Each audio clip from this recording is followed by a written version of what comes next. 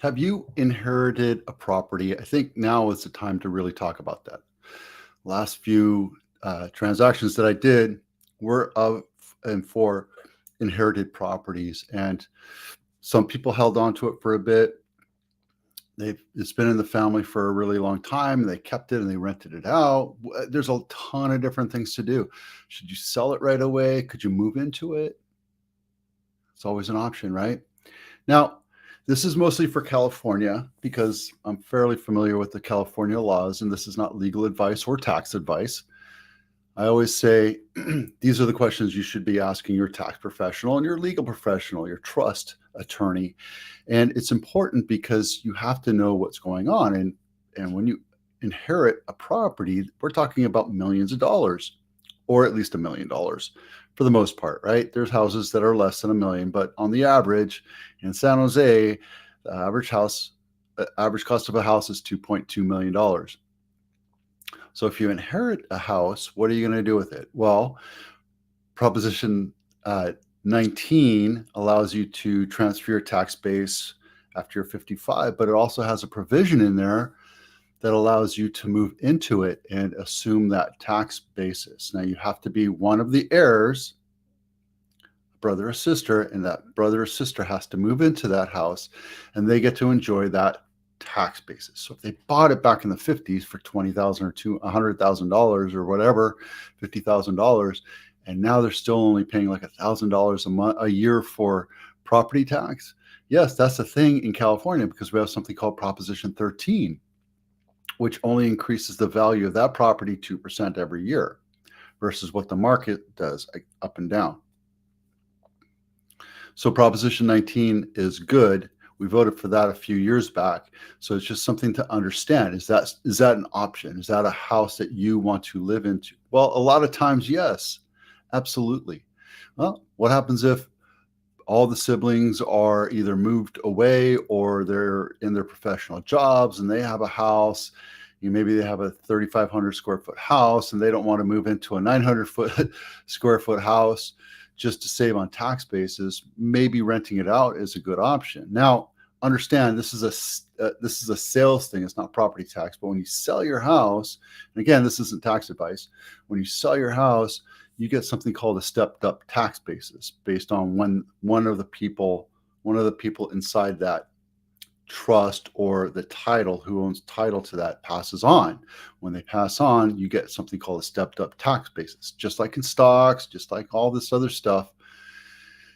And it's great because when your parents bought something for $50,000 back in the 1950s and now it's worth $2 million, you could be facing a huge capital gains tax burden.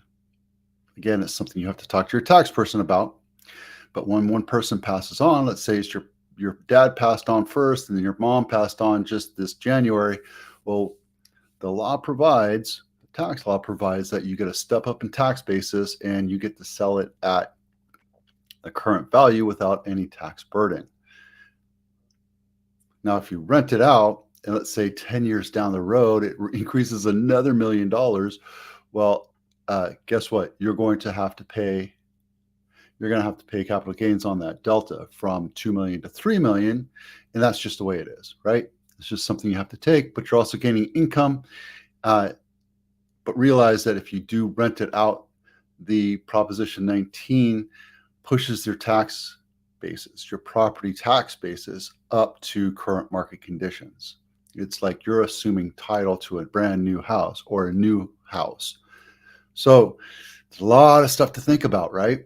And if you want to understand, read this article. It's very easy to walk through. If you want to sell your property or rent it out, well, there's also legal considerations, right? There's, well, we already talked about a lot of different things. Again, this is something where it doesn't just take a real estate agent to help you sell it, the house. You have to talk to a tax person. You have to talk to a trust attorney and understand all the laws and implications and tax burdens that you could be facing for those options. So be sure that you take the time to understand it before you make a decision and call me. And if you need help finding a renter or what have you, I'm happy to do that for you as well. Now, if you're going to go sell it or you're going to clear it out, it's going to take some time. And you might say, oh, I can clear this house out in 2 weeks. But guess what? Once you start drudging through all the stuff, you start looking at pictures and posters and awards and trophies and keepsakes, and it winds up taking 2 months. Just take that into consideration. This is part of your healing process, and you should absolutely take the time to do that. And there's ways to make sure that we keep you on track. But if you're like, everything in this house is junk, I just need to clear it out, we have estate salespeople that help walk you through the process. They'll take what they can and sell it off on auction or on consignment, and the rest of the stuff they'll clean up and take to the dump or take to Goodwill or whatever favorite donation station you wish us to put it through. So it's stuff that we can do for you, right? And I'm actually selling the one in Hollister as a trust situation as well. So we spent months cleaning that place up and getting things dialed in and putting new plugs and new switches and not new floor, but we painted and fixed some little things. And then the question is, if you are going to sell it, do you want to sell it as is in the same condition, or do you want to tune it up a little bit, get rid of all the little hankering things and up the value? I never really say anymore to do a brand new kitchen, because you don't get the utility, you don't get the enjoyment out of it. And if you're going to spend $75,000 on a brand new kitchen, you might as well use it and enjoy it, and then turn around and sell it after a couple, 3 years. So different things like that we go through, we talk through it as we walk through the house, and we discuss different options. Like if the carpet's really gross and smelly and just shredded, I say get rid of it. Sometimes we sell houses just with the carpet torn out and it's just down to bare floor, right? With the subfloor, not even like old wood oak slat flooring. It's just something that we do for you, right? Just home sell no matter what.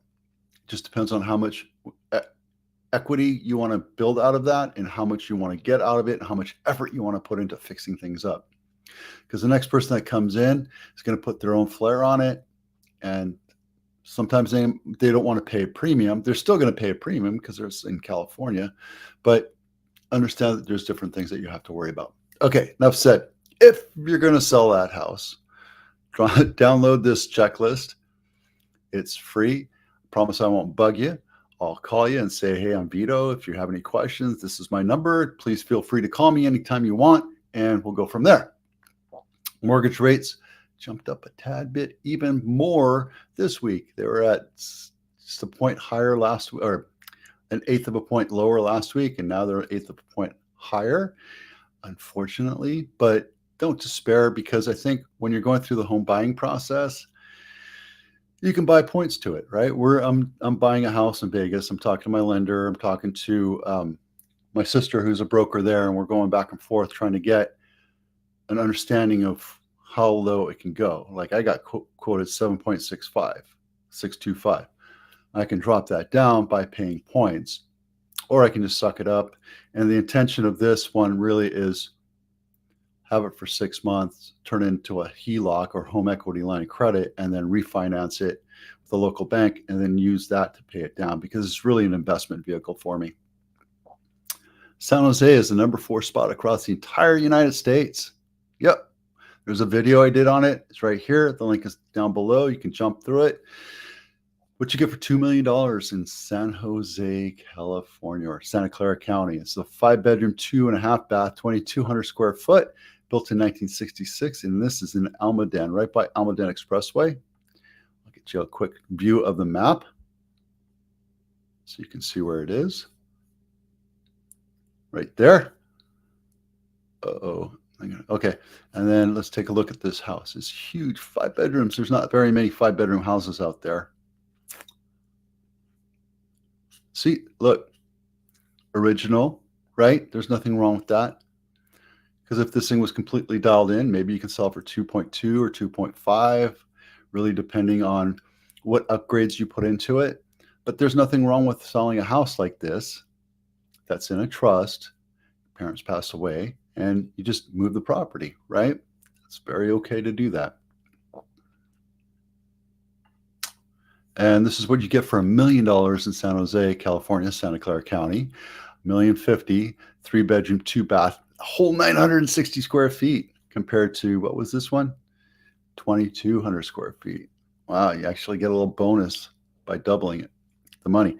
And it was built in 1960. And I want to take a look at the basic numbers. So they did upgrade their kitchen, but they didn't add HVAC. This is a wall heater right here. I don't know if you can see it. That's a wall heater right there. But new kitchen, new flooring, new walls. Yeah, this was a flip. Here's the thing. When you sell your house with air conditioning, it tends to sell for about $200,000 more. If you have it without air conditioning, you're plan on selling it for a lot less. It's $7 to $10, maybe $12,000, depending on the size of the house, for air conditioning. And when you go to sell it, people are looking for air conditioning. I know you only need it really for like 5-6 times a year. Lately, it's been 20, 30 times a year, but people want air conditioning. It's like a car. Cars don't come without air conditioning anymore unless you buy it straight from overseas. So if you're going to sell a house, think about putting air conditioning into it. I'm not guaranteeing that you're going to get $200,000 more for that $15,000 investment, but there you go. Okay. Bay Area, 12 Bay Area months of inventory. Nothing's changed. I haven't touched this, just looking at it again. Our inventory is so low. 6 months is where it becomes a buyer's market, and everything is so far below the market right now. And months of inventory is down to when this is Santa Clara County single family houses, we're less than 0.7 months, I think. Yeah, 0.9 months. So less than a month, and active number of sales it's just zero. We have in Santa Clara County, we have like 600, close to 600 homes for sale. So we just don't have the number of inventory, the supply for the demand, which is why prices are going to continue to go up unless something happens, right? World War III, massive economic meltdown. Who knows? It doesn't really matter. There you go. That's it for now. Have a great Thursday. I'm Vito with Abitano. Thanks for watching. We'll see you out there.